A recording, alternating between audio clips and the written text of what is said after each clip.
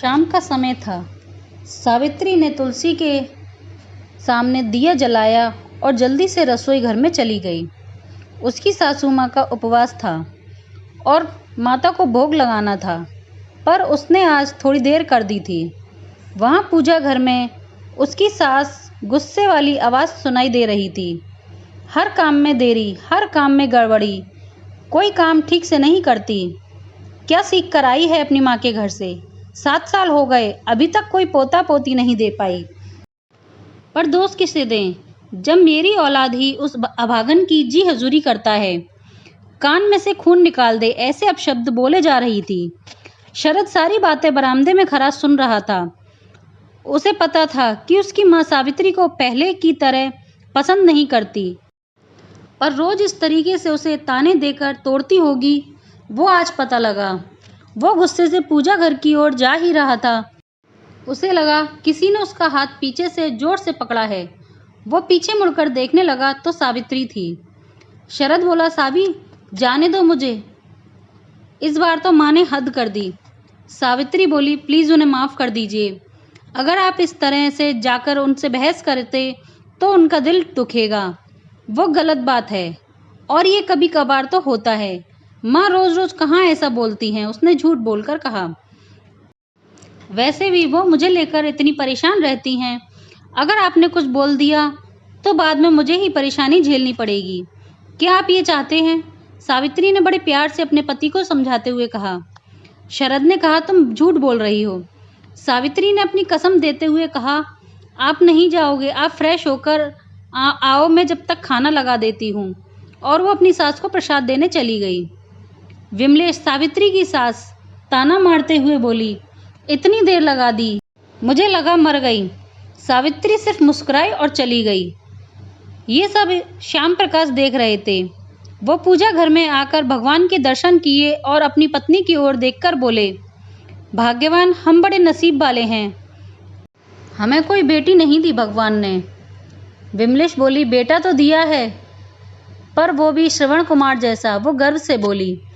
श्याम प्रसाद जी बोले, बेटी दी होती तो बहू की तकलीफ तुम्हें समझ में आती। जो ताने तुम हर रोज उसे देती हो वो हर वक्त मरती है। तुम्हारे इस रवैये से वो मोहल्ले वाले भी उसे तुम्हारे लहजे से ही बात करते हैं और वो आह भरकर निकल जाती है। सब खाना खा रहे थे पर बेमन से अपनी अपनी सोच में डूबे हुए थे। सबने खाना खा लिया। शरद अपने कमरे में चला गया और बिमलेश और रामप्रसाद जी अपने कमरे में चले गए। सावित्री बर्तन मांजने चली गई। तभी बिमलेश जी का फ़ोन बजा और नंबर देखकर वो खुश हुई और फ़ोन रिसीव करके बोली, बोल छोटे, बहुत दिनों बाद जीजी की याद आई। याद करने के लिए तुमको पहले भूलना पड़ेगा जीजी। कोई बात नहीं, तुम माँ जैसी, जीजी को कैसे भूल सकता हूँ।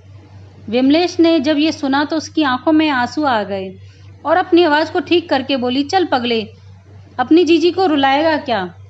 अब बता, फ़ोन किस लिए किया? जीजी, बहू की गोद भराई का मुहूर्त 5 दिन बाद निकला है और ठीक 20 दिन बाद हमारी कंचन की सगाई तय हुई है। कल जोधपुर की टिकट करवा दी है। यहाँ के सारे बड़े काम और ख़रीदारी आपको ही करनी है, तो आप आ जाओ। और शरद और बहू की टिकट 4 दिन के बाद की करवा देंगे। दोनों भाई बहन देर रात तक बातें करते रहे। थोड़ी देर बाद शरद ने दरवाज़ा खटखटाया और कमरे के अंदर आकर बोला, मामा जी का फ़ोन आया था, कल 5 बजे की ट्रेन है। विमलेश ने कहा, तुम सावित्री को बोल देना कि कल सफ़र के लिए मालपुए और पूरियाँ बना देगी। शरद ने कहा, हाँ ठीक है, कहकर वह कमरे से बाहर निकल गया। उसने सावित्री के पास जाकर उसे सारी बात बताई और सोने चला गया। सावित्री ने किचन में जाकर कल के लिए नाश्ता तैयार किया और फिर अपने कमरे में आ गई। शरद सो रहा था। वो खिड़की के पास जाकर बैठ गई और आधे खिले चंद्रमा की ओर देखकर बोली, आप में और मुझ में सिर्फ एक ही फ़र्क है। आप 15 दिन में पूरे हो जाते हैं और मैं पूरी होकर भी अधूरी। काश मैं माँ बन पाती। वो आकाश की ओर देख रही थी और देखते देखते ही सो गई। सुबह अलार्म बजा। सावित्री उठी, दिया बाती की, सबके लिए चाय नाश्ता बनाया। विमलेश जी और रामप्रसाद जी ने चाय नाश्ता किया। शरद सावी, मेरे टिफ़िन के लिए मालपुए और पूरियां भर देना।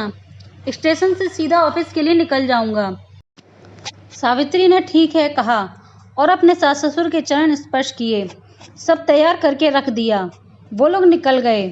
शरद पूरे रास्ते यही सोचता रहा कि अब बस मैं उसे शहर ले जाऊंगा और IVF ट्रीटमेंट शुरू कर देंगे। अब उसे किसी के ताने नहीं सुनने पड़ेंगे। सुबह 5 बजे थे। जैसे ही वह उठी उसे आज बड़ी बेचैनी हो रही थी, पर उसने ध्यान नहीं दिया और अपने काम में लग गई। करीब 10 बजे उसका दरवाज़ा किसी ने खटखटाया। सावित्री ने देखा तो चंचल थी, उसकी सहेली। चंचल बोली, ऐसे क्या घूर रही है, आना नहीं है क्या तुमको? सावित्री ने कहा, कहाँ?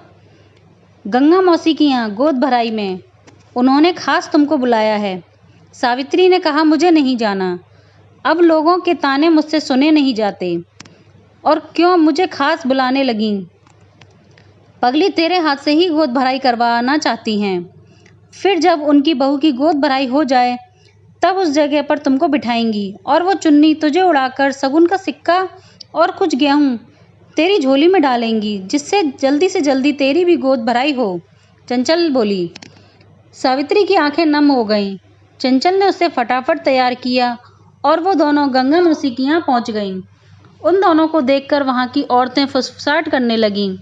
एक औरत बोली, इसे किसने बुलाया?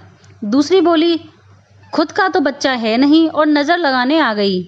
तीसरी बोली, बांझ है, ये किसी की शक्ल देखना भी अपशगुन है, पता नहीं आज हमारा दिन खराब करेगी। फिर किसी की आवाज़ आई, मैंने सुना है इसकी सास अपने बेटे के लिए लड़कियां देख रही है, उस बांझ से जल्दी छुटकारा मिल जाएगा हमें। और वो लोग भी हंसने लगे। एक औरत सामने आई और कहा, क्या तुम्हारे अंदर रत्ती भर भी समझ नहीं? पुजारी भी एक बांझ की शक्ल देख ले तो फिर नहाने चला जाता है। गंगा माँ ने तो बुलाया होगा, पर तुम क्यों आई? तुम एक बांझ हो, बांझ। तुम तो देखने से भी अच्छा बिल्ली रास्ता काट जाए। चंचल कुछ बोलने जा ही रही थी, पर उसकी सास ने हाथ खींच लिया। सावित्री रो रही थी, पर उसे चुप कराने वाला कोई भी नहीं था। वहाँ से सिसकियाँ निकल रही थीं। उस तरफ जब गंगा मौसी को ये सब पता चला तो वो गुस्से से सबके सामने जाकर बोली, बांझ, एक शब्द काफ़ी है किसी औरत को तोड़ने के लिए। आप किसी का सहारा ना बने तो उसे तोड़ने का भी हक नहीं आपको। आज मेरी बहू सही सलामत है तो उसकी वजह से, अगर वो उस दिन वक्त पर ना आती तो ना मेरी बहू जिंदा होती, ना उसका होने वाला बच्चा। वो लक्ष्मी है जिसके कदम घर में पड़ते ही खुशियाँ आ जाती हैं। जाओ, सब मेरे घर से निकल जाओ। जिनकी सोच इतनी घटिया है वो मेरी खुशी में शामिल नहीं हो सकते। फिर चंचल से कहा, जाओ बेटी, उसको मना कर ले आओ। उस तरफ सावित्री अपनी सूझबूझ खोकर चली जा रही थी। बस उसके दिमाग में एक ही शब्द गूंज रहा था, बांझ। घाट पर खड़े होकर वो मन में बोली, महादेव, इस बार तो बांझ रखा, पर अगले जन्म में मेरे साथ ऐसा मत करना। मैं आ रही हूँ तेरे पास। मुझे पता है आत्महत्या करना पाप है, पर मेरे सहने की बस इतनी ही सीमा थी जो आज पूरी हुई। हे माँ गंगे, तुम मुझे खुद में समा लेना। और वो कूद गई। जिस जगह वो कूदी थी वहाँ का बहाव बहुत तेज़ था। जब वहाँ लोग खड़े बचाते जब तक तो वह दूर जा चुकी थी। करीब 1 घंटे बाद गोताखोरों को उसका शव मिला। जब पोस्टमार्टम की रिपोर्ट आई तो पता चला वो पेट से थी। समाज के अंधविश्वास और लोगों की घटिया सोच ने 2 मासूम लोगों की जान ले ली थी।